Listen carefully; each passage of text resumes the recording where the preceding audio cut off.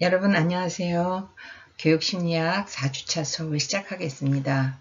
9월 26일 일요일에 수업이 있는 날입니다. 여러분들 그동안 추석도 잘 지내시고 이제 조금 새로운 일상으로 다시 돌아가는 그런 날이 됐습니다. 제가 이 앞에 커피 한 잔을 이렇게 사진으로 올렸습니다. 우리 마음의 여유를 좀 가지면서 너무 스트레스도 받지 않은 그런 상태에서 공부를 시작하자는 의미로 여러분께 마음으로 커피 한 잔을 대접하니까 편안하게 수업을 그렇게 진행하도록 하겠습니다. 오늘 우리가 다룰 내용은 도덕성 발달입니다. 제일 나오는 대표적인 학자 3명은 피아제와 콜보그, 길리건 이 세 사람의 학자가 등장하고요. 비중은 아마 콜보그 이론이 제일 많이 도덕성 발달에 대한 이론으로 다뤄지고 있습니다. 그리고 앞에서는 피아제의 도덕성 발달 이론과 길리건의 이론을 조금 배분해서 이 수업이 진행되는 걸로 이해하시면 되겠습니다. 피아제의 도덕성 발달 이론부터 보겠습니다. 이거 들어가기 전에 우리 한번 그 교재를 가지신 분은 88페이지를 펴보세요. 앞에 이런 얘기를 했습니다.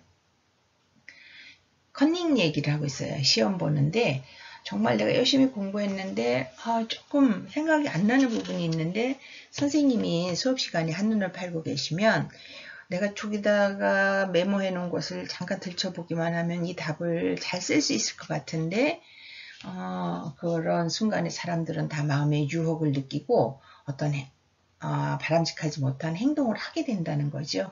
이때에 도덕성이라는 것이 등장을 합니다. 이런 갈등에서 우리는 어떤 선택을 하느냐, 우리도 살면서 이런 순간을 많이 경험했고요. 자신의 가치나 생각에 따라서 판단하고 어떤 행동을 하게 된다. 이거를 이제 기준을 도덕성이라고 하는 거죠. 도덕이라는 거는 사전적 의미로는 이렇게 말합니다. 인간이 살아가면서 지켜야 할 도리나 바람직한 행동 규범을 도덕이라고 하는 거죠. 그래서 도덕성이라는 것은 이제 여러 이론에 따라서 도덕이라는 것이 어떻게 형성되어지는가를 설명한 입장이 조금씩 차이가 있습니다. 88페이지에 보시면 정신분석학에서는 프로이드가 아동들이 발달해가는 3단계 남근기에서 자신의 욕망과 충동을 억누르고 부모의 행동이나 가치 기준을 내면화하면서 슈퍼에고를 형성해가는 과정에서 도덕성이 발달된다라고 얘기했습니다. 그러니까 한 3살 정도에서 내 맘대로 하고 싶은데 부모가 그때 어떤 기준을 아이에게 제시해주면서 그것이 바람직한 것이구나 라는 것을 자기 마음에다가 담아두고 인식해가면서 도덕성이 발달해 간다라고 본 것이 프로이드 이론입니다. 정신분석 이론이요. 그 다음에 두 번째는 행동주의 학습 이론에서는 여러 가지 이런 얘기를 하지만 대표적으로 강화나 벌, 그래서 내가 한 행동에 대해서 보상을 받는데 긍정적인 강화물을 받거나 아니면 부정적으로 그거 행동에 대한 벌을 받음으로 인해서 바람직한 행동으로 발달해가는 것, 행동주의 학습 이론에서는 도덕성의 발달을 간단히 그렇게 설명했고, 대표적인 또 후대 행동주의의 마지막 그 반드라의 사회인지 이론에서는 좋은 굿 모델을 보면서 그렇게 닮아가고자 하는 그런 과정으로 설명을 했습니다. 그 다음에 로저스 중심의 인본주의 이론에서는 사람은 본디 태어날 때 마음속에 선한 존재, 선한 것을 선호하고 그것을 이렇게 잘 키워나가려는 것을 가지고 태어났는데 환경에 의해서 그 인간이 처한 환경에 의해서 오히려 그것이 오염이 되어지고 선한 의지가 손상을 받는다. 그래서 그것을 회복시키는 것을 도덕성이라고 설명을 했습니다. 이렇게 정신분석이나 행동주의, 인본주의에서 각기 도덕성이 발달해가는 과정을 조금씩 견해의 차이를 가지고 설명을 했고요. 오늘 우리가 보는 것은 이제 인지발달 이론인데 개인의 도덕성에 대한 관점을 파악하려고 하면서 도덕성의 인지적 측면, 그 다음에 도덕적 추론을 강조하는 것이 인지발달 이론입니다. 인지발달 이론에서는 도덕성을 도덕적인 갈등 상황에서 옳고 그름을 판단할 수 있는 개인의 능력이라고 봤습니다. 그러니까 피아제라는 학자는 어떤 사람입니까? 이렇게 커가면서 성장해가면서 세상을 인식하는 능력이 그 나이에 따라서 발달해 간다는 것을 굉장히 강조하고 연구했던 학자지요. 도덕성도 그거에 따라서 발달해 나가고 사고할 수 있고 인식할 수 있는 능력이 변하면서 도덕성도 따라서 변한다라고 본 게 피아제의 도덕성 발달 이론의 배경이 되겠습니다. 자, 보겠습니다. 피아제의 도덕성 발달 이론 89페이지입니다. 도덕성의 정의는 뭐냐? 옳고 그름에 대한 판단, 즉 어떤 규범을 근거로 행동을 결정하고 판단하는 도덕적 판단 능력을 피아제는 도덕성의 정의로 내렸습니다. 여러분들 교재에 보시면 재미있는 그 실험에 대한 그 과정을 설명해 놓은 게 두 가지가 있는데요. 하나는 존과 헨리에 대한 실험입니다. 존은 자기도 모르게 엄마가 뭐 밥을 먹어라 라고 얘기해서 내려와서 문을 확 열었는데 그 보이지 않는 문 뒤에 컵이 15개가 쟁반하고 이렇게 올려져 있었는데 얘가 문을 확 여는 바람에 그 15개의 컵이 모두 깨졌습니다. 그 다음에 두 번째 헨리는 엄마가 안 계신데 엄마가 이거 손대지 말아라 라고 얘기한 것을 아이가 몰래 엄마 허락 없이 올라가서 그 엄마가 올려놓은 과자를 꺼내려다가 컵 한 개를 건드려서 떨어뜨려서 깨뜨렸습니다.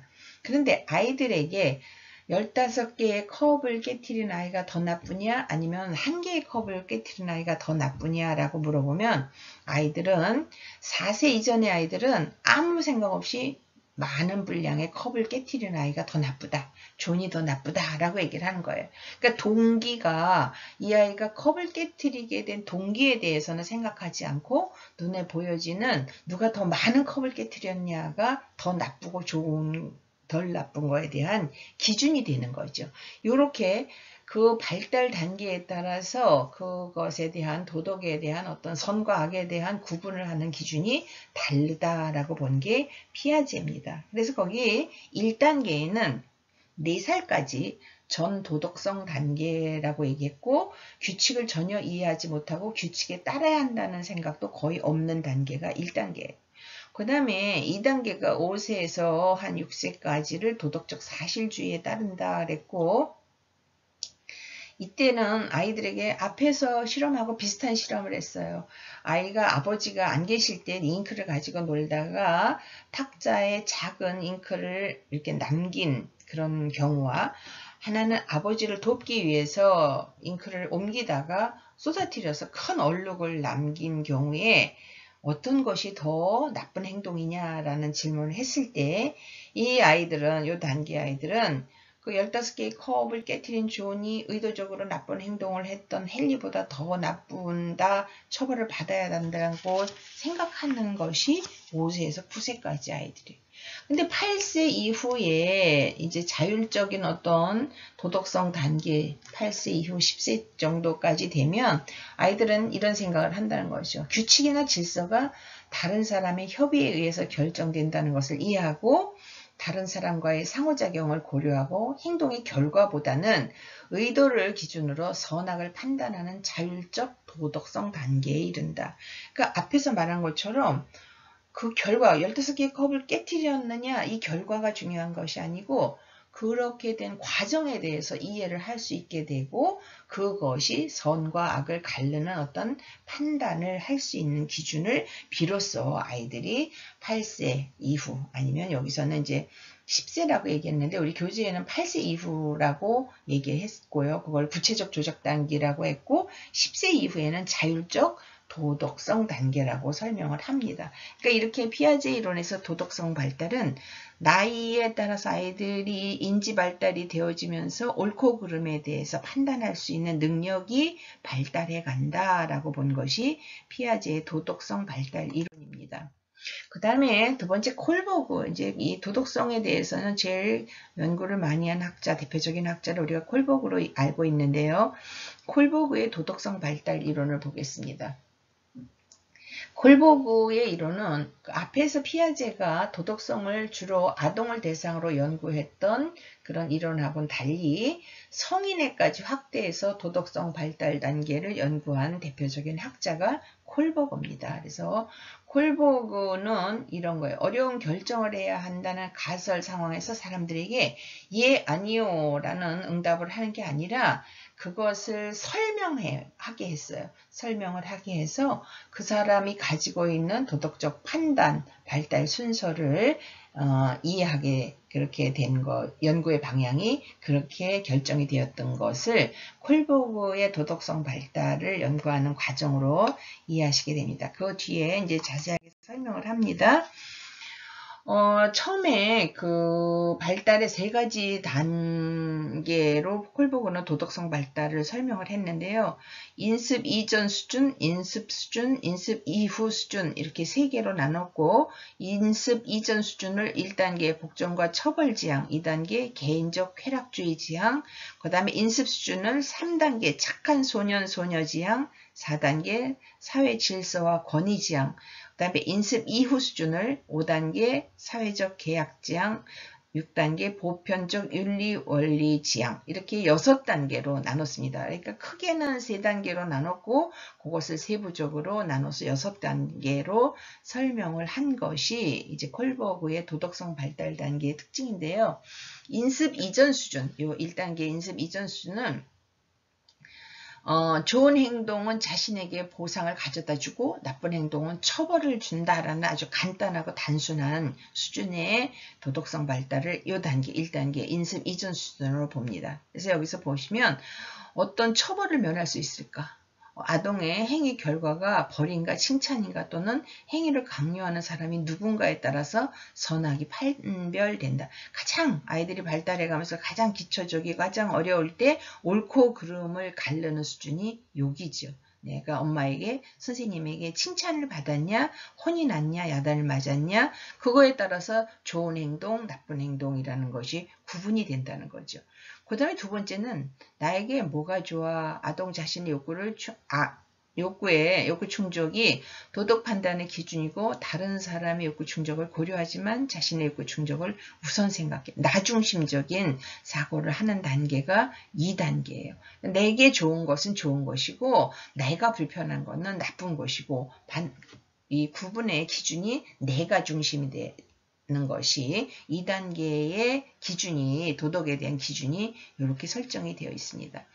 3단계의 인습 수준은 좋거나 나쁜 행동은 개인적, 사회적 권위의 모습과 일치하는 정도에 달려있다. 그러니까 사회적으로 인정을 받느냐 못 받느냐가 그 도덕성의 기준이 되는 게 이 2번째예요. 거기서 첫 번째는 착한 소년, 소녀 지향. 다른 사람을 기쁘게 하고 도와주는 행위 여부가 선악을 결정하며 타인의 승인을 중요하게 생각한다. 그러니까 내가 누군가에게 도움이 되는 어떤 행위를 한 것이 도덕에서 굉장히 중요한 기준이 되고 그래서 다른 사람의 인정을 받고 칭찬을 받는 것이 도덕적인 행동이다라고 인식하는 게 이 3단계 착한 소년, 소녀 지향. 그 다음에 4단계에 오면 조금 이것이 확장되어지고 고급화되어졌죠. 그래서 사회 질서와 권위를 지향하는데 법은 절대적이고 사회 질서는 유지되어야 된다는 생각을 비로소 할 수 있게 되고 개인적인 문제보다 전체를 위한 의무감을 더 중하게 여긴다. 즉 주어진 사회 질서를 유지하려는 행동이 나타난다. 우리가 이제 성인이 되어지면 대충 요 단계에서 4단계, 5단계에서 머무는 사람들 여기까지만 도덕성이 발달되어도 크게 살아가는데 타인에게 피해를 주지는 않는 기준을 유지할 수 있는 것 같아요. 그러니까 우리가 법이라는 것은 어떤 상황에서도 지켜야 되는데 이제 여기에서 조금 더 발전이 되어지면 법이라는 것이 필요한 것이고 사회의 질서를 유지하는 데 필요하지만 그것이 인간의 기본 어떤 권리라든지 인격을 손상시키는 데 침해를 받아서는 안 되는 거 아닌가라는 갈등을 빚기 시작하는 것이 5단계의 도덕성이죠. 그러니까 법이라는 것은 우리가 당연히 만들어 놓고 서로 지켜야 되는 사회의 구조 가운데 약속이기 때문에 어떤 경우에도 지키는 것이 대원칙이지만 예외의 경우가 있다라는 생각을 할 수 있게 되는 것이 이제 5단계고, 그 다음에 6단계는 여기까지 다다르는 사람은 극히 드물다라고 얘기해요. 스스로 선택한 도덕 원리에 따라 양심적인 행위가 곧 올바른 행위가 된다. 여기까지 다다르면 거의 완벽한 도덕성을 지향하는 사람이 되겠지만 많지는 않다라고 콜버그도 얘기를 했습니다. 이제 콜버그의 도덕성 발달 이론에서 가장 대표적으로 예를 들고 이제 도덕성 발달에 대해서 사람들에게 나는 어느 수준에 머무르는가, 어느 정도의 도덕성을 유지하고 사는가를 체크해보는 하인즈의 딜레마라는 얘기가 있어요. 하인즈의 도덕적 딜레마. 자, 아마 들어보신 분이 많기 때문에 보시면 알 것 같아요. 유럽의 한 부인이 특수한 종류의 암을 앓아 거의 죽어가고 있다. 그 부인의 병을 치료하는 데는 오직 한 가지 약밖에 없는데 이 약값은 같은 마을에 사는 어느 약사가 최근에 발명한 약이에요. 이 약은. 근데 이 약을 만드는데 원가는 $200 정도 들었지만 약사가 약값을 10배에 달하는 $2,000를 요구했어요. 병든 부인의 남편 하인츠는 가난해요. 그래서 돈을 구하기 위해서 아는 사람을 모두 찾아다녔지만 그 $2,000의 반밖에 돈을 구하지 못했어요. $1,000 정도 구했다는 거죠. 어쩔 수 없이 하인즈는 약사에게 가서 자기 부인이 죽어가고 있다 설명하고 그 약을 반값에 나에게 팔거나 아니면 일단 $1,000를 줄 테니 나머지 돈은 나중에 갚겠다고 간청을 했어요. 그런데 약사가 거절을 했어요. 절망에 빠진 하인즈는 결국 몰래 약방을 부수고 들어가서 자기 부인을 구하기 위해서 약을 훔쳐냈어요. 자, 이런 상황을 제시하고 이제 이 하인즈와 약사의 행동에 대해서 어떤 것이 가장 도덕적이고 문제가 있느냐, 뭐가 문제냐, 어떻게 행동을 했을 때 그것이 도덕적이고 바람직한 행동이냐를 사람들이 이야기, 아까 뭐라 그랬냐면 예아니어로 대답하는 게 아니고 자기의 생각을 이야기하게 함으로써 그 사람의 도덕 수준이 어느 정도인가를 알아보는 것이 이제 하인즈의 도덕성 발달 단계에서, 콜버그의 도덕성 발달 단계에서 하인즈의 도덕적 딜레마를 제시하고 이야기를 풀어가는 거죠. 이게 아이들을 대상으로 중고등학생 정도 아니면 뭐 성인을 대상으로도 얼마든지 풍부한 이야기를 끌어낼 수 있는 그런 도덕성 발달에 대한 체크의 기준이 됩니다. 여러분들 교재에 있는 내용을 이렇게 표로 제시를 하고 정리를 해서 사람들의 도덕성 발달 단계가 1단계에서 6단계까지 어디에 있는가, 나는 어떤 생각을 하고 있는가를 한번 보게 하는 겁니다. 여기 콜버그의 도덕성 발달 이론을 보시면 첫 번째 1단계의 사람들은, 1단계 도덕적 사고라는 사람들은 찬성, 그렇게 할 수 있어. 하인즈가 약을 훔쳐야 된다. 그는 처음부터 돈을 안 내겠다고 한 것도 아니고 그 약의 원가가 $200밖에 안 되는데 $2,000를 달라고 한 거는 약사가 잘못한 거다. 그러니까 $2,000를 훔친 게 아니고 이 사람은 $200밖에 안 되는 거니까는 그것을 $1,000를 주고 그 약을 가져와도 충분히 $200의 대가를 지불한 거기 때문에 이거는 할 수 있는 행동이다 라고 생각을 한다는 거예요. 근데 반대는 아니야. 하인즈가 약을 훔친 것 자체는 벌을 받게 되기 때문에 잘못이야. 그건 범죄야. 훔치는 거 행위 자체가 범죄예요. 그는 허락을 받지 않고 힘으로 약국을 부수고 들어갔기 때문에 그 약국에 피해를 끼쳤고 비싼 약을 훔쳤다는 행위 자체는 도둑질이에요. 그래서 반대다. 그러니까 이렇게 1단계에서 서로 생각이 다르지만 1단계 사고, 도덕적 사고를 하는 사람들은 이런 얘기를 한다는 거예요. 근데 2단계쯤 가면 생각이 조금 달라지죠. 하인츠 안에는 약이 필요하고 그 다음에 하인츠는 자기 아내의 생명을 구하기 위해서 약을 훔쳐도 돼. 그러니까 내 가족을 위해서는 어떤 행동을 해서라도 내 가족의 생명을 구하는 것이 제일 우선이라는 거죠. 그래서 하인츠가 훔치는 것은 것을 원하는 것은 아니고 이 사람은 도둑질을 하려는 게 아니라 자기 안에 생명을 구하기 위해서 어쩔 수 없는 행동이었다. 이거 2단계에 찬성을 하는 사람들의 사고, 도덕적 사고예요. 그런데 반대 2단계에도 반대의 사고를 하는 사람들이 있어요. 하인츠는 약을 훔쳐서는 안 된다. 약사는 나쁜 사람이 아니고 단지 약을 팔아 돈을 벌려는 정당한 사업가다. 내가 그 약을 개발하고 그렇게 약을 만들어내는 데는 수고를 했고 그만큼 그 사람도 애썼기 때문에 그런 돈을 받는 것은 원가는 $200가 들어갔지만 $2000를 받는 거는 정당한 행동이다 라고 하인츠가 아니 약사가 나쁜 사람이 아니다라는 생각을 하게 되는 건 2단계. 3단계에 대해서 하인츠가 약을 훔치는 것은 좋은 남편으로서 자연스러운 일이고 아내를 향한 사랑으로 약을 훔친 것은 비난할 수 없다. 만약 그가 아내의 생명을 구할 정도로 아내를 사랑하지 않는다면 그를 비난해야 된다. 저 약을 어떻게 해서든지 갖다 아내를 먹이면 아내를 살릴 수 있는데 나는 도덕적인 행동을 한다고 해서 할 수 있는 것을 하지 않고 아내가 죽어가는 것을 보는 것이 오히려 문제가 된다라고 생각하는 게 3단계예요. 그 다음에 반대는 약을 훔쳐서는 어떤 경우에도 안 된다. 하인츠의 아내가 죽는 것은 그의 잘못은 아니고 그가 가슴이 차갑거나 아내를 사랑하지 않기 때문이 아니다.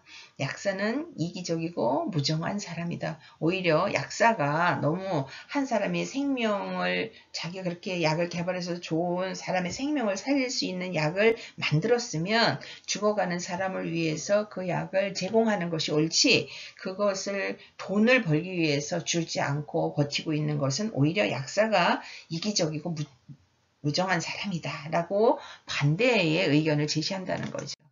그 다음에 4단계에 오면 이렇게 얘기를 해요. 네, 하인츠가 약을 훔치지 않는다면 아내는 죽게 내버려두는 것은 무책임하다. 그 다음에 반대는 아내를 살리고자 하는 것은 자연스러운 일이고 역시 훔치는 것은 잘못되다. 법은 어떤 경우에도 지켜져야 하기 때문에 행동은 정당하지 못하다. 그가 도둑질을 했다는 것과 약사로부터 가치 있는 약을 빼앗았다는 것을 알고 있다. 반대 의견.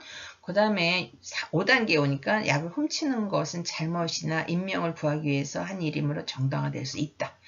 훔쳤다고 해서 하인츠를 비난할 수는 없지만 극단적인 상황에 이를 정당화해 주지는 않는다. 누구든지 절망적일 때는 도둑질을 해도 된다고 인정할 수는 없다. 약을 훔쳐서 결과가 좋을 수도 있으나 그렇다고 훔치는 것은 정당화될 수 없다. 이 행동 자체를 계속 이 사람 반대 사고를 하는 사람들은 정당화할 수 없다는 거죠. 그러니까 여러분들에게 지금 이 하인츠의 얘기를 이렇게 제시한 건 뭐냐. 내가 이런 경우라면 하인츠의 그런 딜레마의 이야기를 들었을 때 나는 어느 의견에 가장 나의 생각과 근접해 있는가를 보면서 나는 도덕성 발달 단계에 1, 2, 3, 4, 5, 6단계에 어느 정도에 가서 위치해 있는가라는 것을 한번 체크해 보라는 의미로 이렇게 도덕성 발달에 대한 콜보그의 하인츠 얘기를 쭉 제시를 해놨습니다. 여러분들이 그냥 세부적인 내용은 한번 교재를 통해서 보시고요. 콜보그의 도덕성 발달은 연령에 따라서 도덕성 발달이 이렇게 아까 말한 6단계가 자 1단계는 어디 있습니까? 1단계는 이렇게 처음에는 도덕성 추리 평균 퍼센트가 한 25점 미만이었다가 그 다음에 16살, 17살 정도 되면 이게 하얀 곡선을 했다가 잠재적으로 여기 유지가 되죠. 5단계까지. 1단계에서 내려갔다가 그 다음에 2단계는 보면 처음에는 굉장히 높아요. 나이가 어릴수록 옳고 그름에 대해서 굉장히 높은 퍼센트 도덕 추리의 평균수가 높다가 쭉 청소년기 때까지 내려가면서 그 다음에 성인이 될 때까지 거의 하얀 곡선을 보이는 것이 2단계의 도덕성 발달의 특징이에요. 그 다음에 3단계는 처음에는 높지 않았어요. 도덕적 추리를 그렇게 잘 하진 못하지만 청소년이 되면서 급격하게 3단계적인 사고가 올라가다가 그 다음에 어느 정도 유지되다가 하얀 곡선을 내려가면서 이렇게 이 정도 유지되어지는 게 3단계의 사고의 특성. 그 다음에 4단계는 거의 0점 10살 정도까지는 4단계의 사고를 할 수가 없어요. 4단계적인 사고. 그러나 나 연령이 이렇게 들어가면서 사회 경험, 교육의 결과, 인지 능력의 발달 이런 변화에 따라서 이렇게 점점 높아지는 특징을 보이는 게 4단계. 그 다음에 아까 말한 5단계는 여기서 잠재적으로 이렇게 올라가고요. 6단계 는 거의 아마 그 6단계에 이르는 사람은 거의 없다 그래서 콜보그가 여기에 연령에 따른 도덕성 발달 단계는 추가해서 설명을 하지 않은 것 같습니다. 이렇게 연령에 따라서 사람들이 보이는 도덕에 대한 그런 발달 단계가 처음엔 어디에서 시작했다가 어떤 변화를 보이는가를 그래프로 표시한 게 이렇게 설명이 되어 있습니다. 그 다음에 콜보그의 도덕성 발달 이론의 교육적 시사점이 있습니다. 첫째는 아동의 연령과 인지적 발달, 인지적 수준에 따라서 어떻게 도덕 교육을 해야 하는가에 대한 구체적 행동 지침을 주고 있어서 도덕 교육의 방향과 내용을 결정하는 데 근거를 제공한다고 볼 수 있습니다. 그러니까 아이들이 연령대에 따라서 도덕이라는 것을 인식하는 수준이 변하기 때문에 그 연령에 맞는 도덕 교육을 하는 것이 필요하다. 예를 들면 어린 아동의 잘못된 행동에는 즉각적인 처벌이 필요하고 아이가 잘못됐을 때는 즉각 잘못된 거에 대해서 지적하고 잘못된 것을 알게 해주고 그 다음에 성숙한 아동에게는 아까 착한 소년, 착한 소녀에 대한 아이들의 어떤 기준이 있잖아요. 그러니까 이런 사회적 제재가 더 효과적이다. 그래서 내가 스스로 자존심이 상한다든지 그런 행동을 하면서 자기 스스로 수치심을 느낀다든지 이런 것을 아이가 인식하게 하는 것이 더 나이 들은 아이들에게는 즉각적인 벌을 주는 것보다는 효과가 있다는 거죠. 아동이 더 성숙하면 보편적 가치 기준이나 양심에 호소하는 것, 네가 그런 행동을 하면 다른 사람들이 얼마나 고통스럽겠니? 네가 그렇게 하면 엄마가 얼마나 너를 기른 거에 대해서 부끄러운 마음이 들겠니? 이런 보편적 가치에 양심에 호소하면서 도덕적 기준을 더 발달시키는 것이 연령에 따라서 이런 교육에 효과가 있다라는 것을 얘기한 게 첫 번째입니다. 두 번째는 토론적 도덕 교육 방법을 학교 교육에 제안했어요. 예 아니요로 답하는 게 아니라 콜보그는 상황을 설명하고 나라면 이런 생각을 한다라는 거를 이렇게 이야기를 토론식으로 풀어가면서 하면서 도덕교육을 더 효과적으로 할 수 있다라는 것을 제시한 학자가 콜보그입니다. 그래서 거짓말을 하면 되겠어요? 안 되겠어요? 라고 물어보는 것보다 안 돼요 라고 대답하는 것보다는 거짓말을 하면 왜 안 될까? 이렇게 질문을 해서 그것에 대해서 설명을 아이들이 하면서 자기 스스로가 옳고 그름에 대한 도덕적인 기준을 설정하도록 교육하는 것이 효과가 있다. 세 번째는 발달 단계를 제시하는 더 높은 단계로서의 도덕 발달성을 가능하게 한다.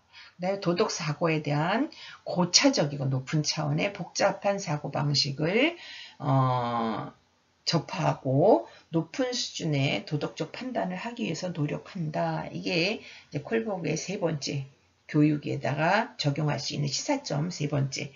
네 번째는 도덕 발달에 모델링을 활용한다는 것도 권장한다. 그러니까 배려하고 너그러운 성인 모델을 아동들이 봄으로 인해서 그 사람에 대한 권리와 감정에 대해서 더 관심을 갖는다. 그러니까 그런 사람들을 아이들에게 많이 본으로 모범으로 모델로 보여줌으로 아이들이 그렇게 행동하도록 한다. 그 다음에 역할극을 도덕교육에 활용한다. 아까 말한 하인츠의 딜레마와 같은 것을 아이들에게 제시해가지고 어떻게 하는 것이 가장 바람직한가를 아이들이 구분해내도록 한다. 우리나라의 전래동화 같은 것을 보면 굉장히 이게 많지요. 어떤 행동을 했을 때 바람직한가, 어려운 상황에 있을 때 어떤 도움을 주는 것이 좋은 행동인가. 다 전래동화의 주제가 보면 바로 그런 거죠. 그러니까 이 콜보그의 도덕성 발달 이론이 우리의 교육에도 이미 깊이 아이들에게 적용이 되고 있었고 교육에서 잘 활용을 하고 있었습니다. 그 다음에 콜보그 이론에 대해서도 비판을 또 하는 부분이 있어요. 뭐냐면 첫 번째는 도덕적 추리 능력을 통해서 발달 단계를 구분하고 있다. 도덕적 사고와 도덕적 행위가 일치하는 건 아니다라고 했는데 이거 굉장히 유명한 실험이 하나 있어요. 뭐냐면 여러분들 교재 99페이지에 보시면 이게 우리가 이제 동영상을 볼 수 있으면 좀 이런 것을 시간을 가지고 보면은 좀 이해가 확실히 되는데요.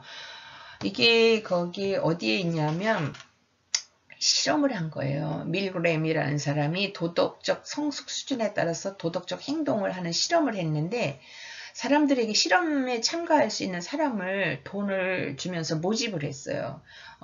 별거 아니다. 이렇게 단계에 따라서 버튼을 눌려서 전기 충격을 주는 그런 것을 실험하는 것을 지금 말하면 아르바이트생을 모집했어요. 그래서 뭘 하냐면 실험하는 사람은 계속 전기 강도를 1단계, 2단계, 3단계, 4단계 이렇게 올리는 것만 하면 되는 거예요. 그런데 이 전기 충격을 주면 어떤 결과를 이 사람들이 경험하게 되냐면 옆방에서 비명, 희생자들의 비명, 신음소리를 들어야 돼요. 그런데 이것은 사실은 그 사람들에게 실제로 전기 충격을 주는 건 아니에요.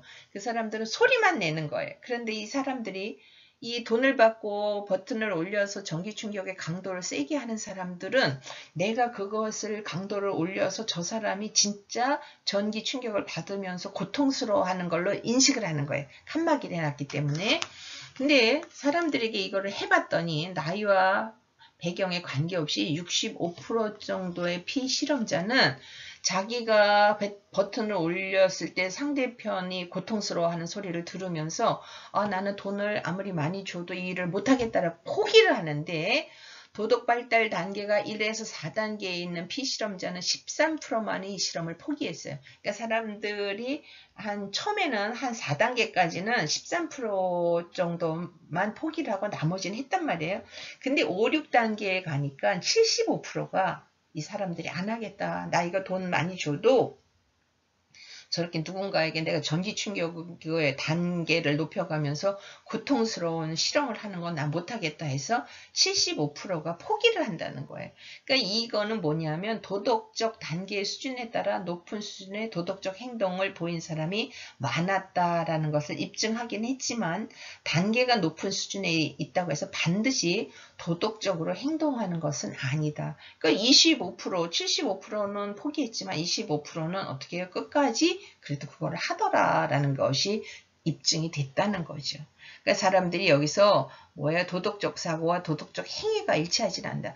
생각하는 것과 행동하는 것이 일치하지는 않더라. 어떤 것이 바람직한지는 알지만 그것을 행동으로 옮기는 것하고는 또 별개의 문제더라 라는 게 콜버그의 도덕적 발달 이론에 대한 비판 첫 번째입니다. 두 번째는 인습 이후 수준의 발달 단계는 개인주의를 강조하는 서구 사회의 가치를 반영하고 있어서 모든 문화에 적용되지는 않는다. 그러니까 콜버그는 서양의 남자들을 대상으로 이 도덕 발달에 대한 연구를 했기 때문에 모든 문화에 적용되지는 않는다라는 한계점이 있다는 거.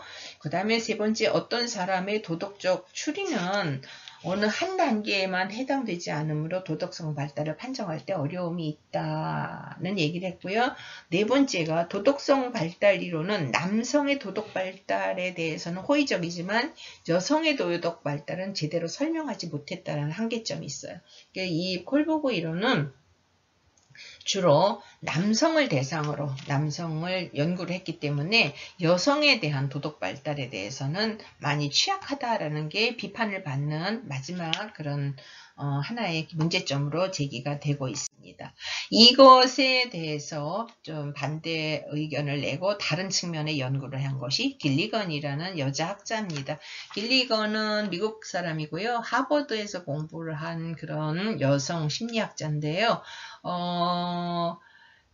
그 앞에 말한 콜버그의 이론에 문제가 되는 것을 보완해서 자기 나름대로의 그 도덕성 발달의 윤리, 배려의 윤리, 를 중점적으로 연구한 학자로 보시면 되겠습니다. 도덕성에서 정의와 함께 타인에 대한 배려, 연민, 동정심, 유대감 등을 중시함으로써 도덕성 발달을 포괄적으로 연구한 학자가 길리건이라는 사람입니다. 길리건은 이렇게 4단계로 설명을 했는데요. 길리건은 이런 얘기를 했습니다. 콜버그의 도덕성 발달이 추상적이고 도덕 원리를 강조하고 백인 남성 소년만을 대상으로 도덕성 발달 단계를 연구한 것을 비판했습니다.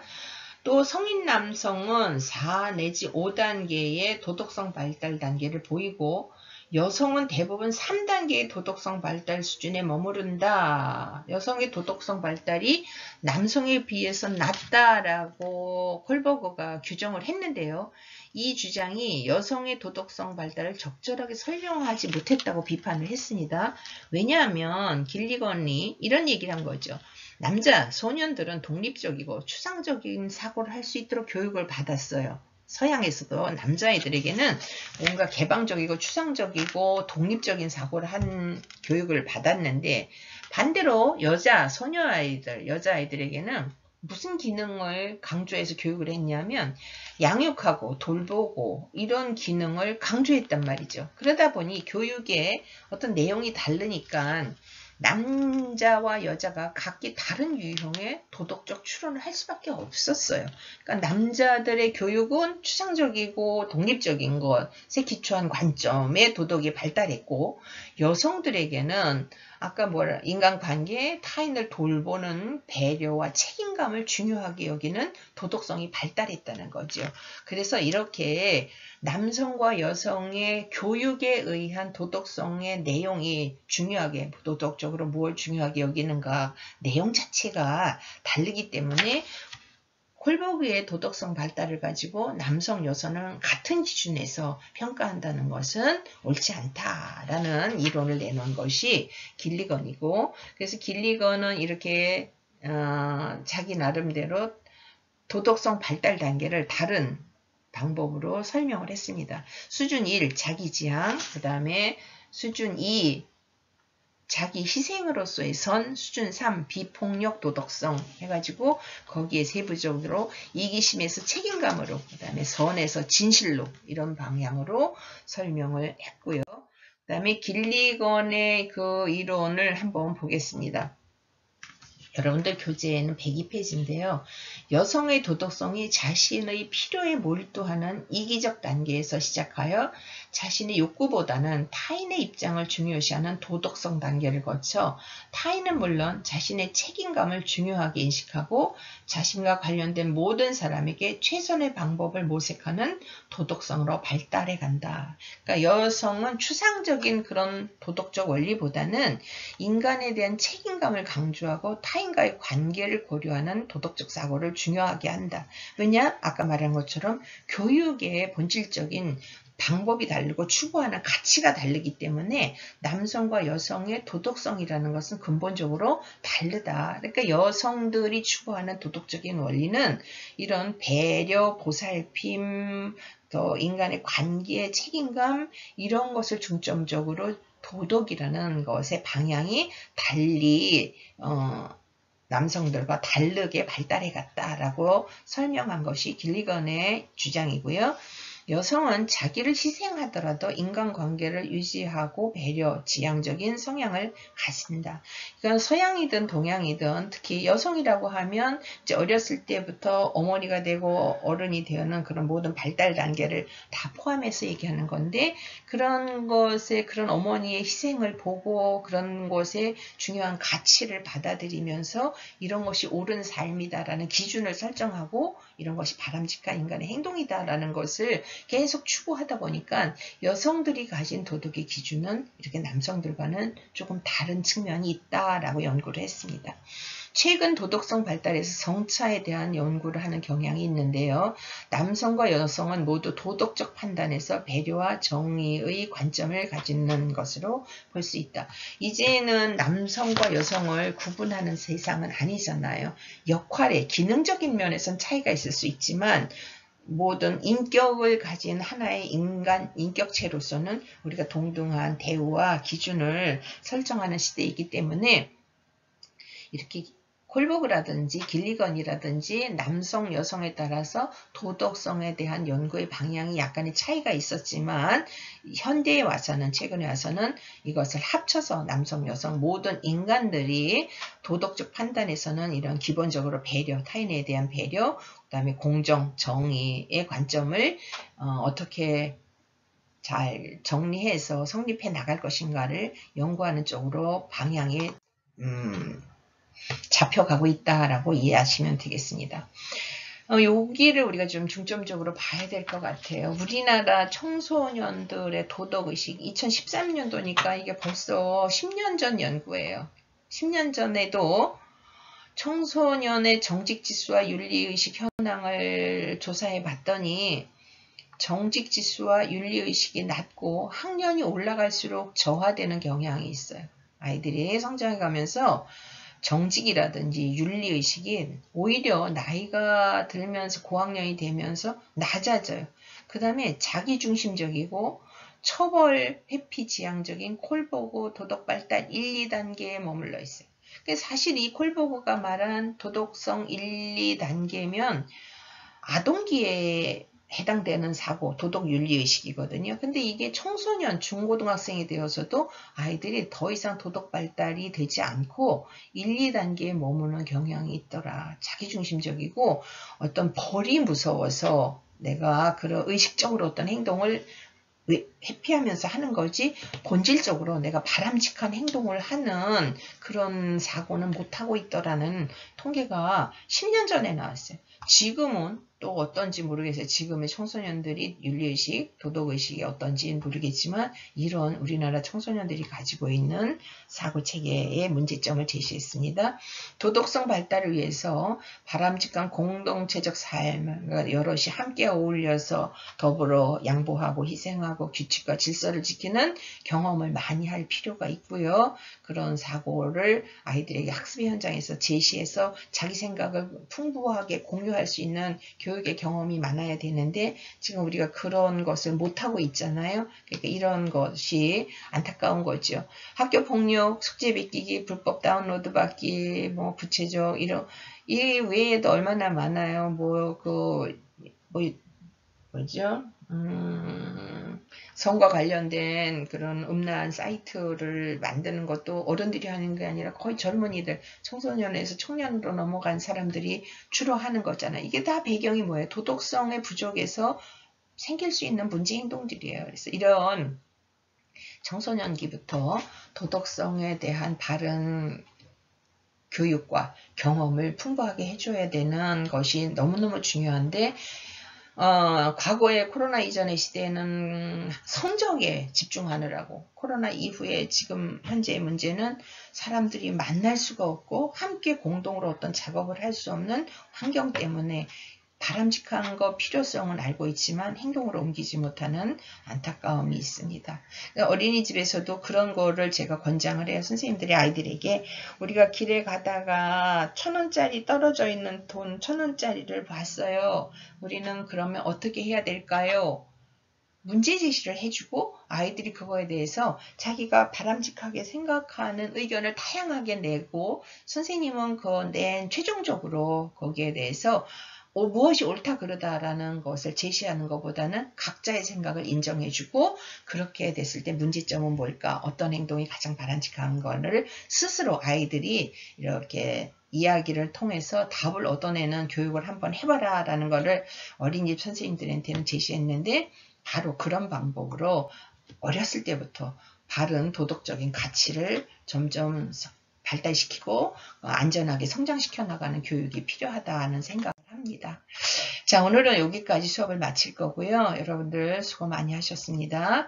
오늘 굉장히 긴 내용이고 복잡한 내용인데 간단하게 정리를 했습니다. 오늘 4주차 수업을 마치고 다음 5주차 수업은 10월 3일 날 진행이 될 거고요. 앞에서 다른 과목에서도 얘기했지만 그 비대면 수업 확인서를 제출해 주신 분들한테는 제가 굉장히 감사한 마음 또 분주한 여러 가지 일과 개인적인 사정으로 미제출하신 분들은 빨리 분발해서 마무리를 잘 해주시기를 부탁드리면서 오늘 수업을 마치겠습니다. 건강하게 한 주 보내시고 멋진 10월에 다시 뵙도록 하겠습니다. 감사합니다. 수고하셨습니다.